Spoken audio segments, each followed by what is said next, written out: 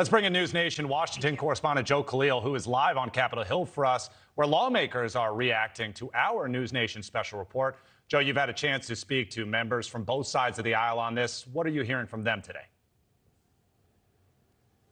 Yeah, look, a lot of the issues that were raised in that special and those that Allie just talked about are familiar issues here on Capitol Hill, right? There are disagreements, mostly between Republicans and Democrats, about how to solve many of those issues, but there is no longer any disagreement at all that there are serious problems at the border that are at crisis levels that need to be addressed. Basically, since President Biden took office, you've had Republicans making this their number one or number two priority on Capitol Hill. And what's more interesting is Democrats, people within the president's own party, now more vocally calling him out and asking for him to do more through executive action to address some of these very issues. In fact, just this week, 15 Democrats put their name on a letter to President Biden, again, asking him to use some of his authority to try to shore some of this up. In this letter saying, quote, all of our constituents, no matter our district, have felt the impact of the current border situation.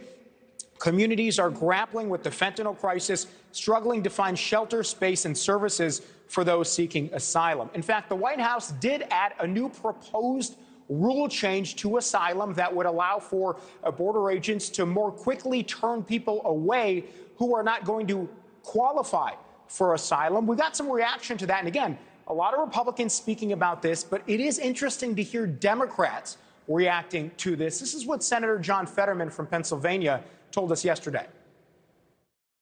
I really wasn't surprised that we got rolled in the border deal, but I've been very clear immediately after saying, you know, we need to continue this conversation. We need a border deal, and I'm comfortable in voting for many, many more kinds of conditions in H.R. 2, and the one, my red line in that was that could harm DACA. So for those at home not super closely following, H.R. 2 is House Republicans' proposed border bill that a lot of Democrats have said they think goes too far. But you heard there Senator Fetterman saying there's a lot in there that he would support. His red line is DACA, which is a sort of separate issue related. But what you've got there, Alex, is a willingness from Democrats now to come forward and say, yeah, we need to fix this situation. And obviously, Republicans have been urging that on.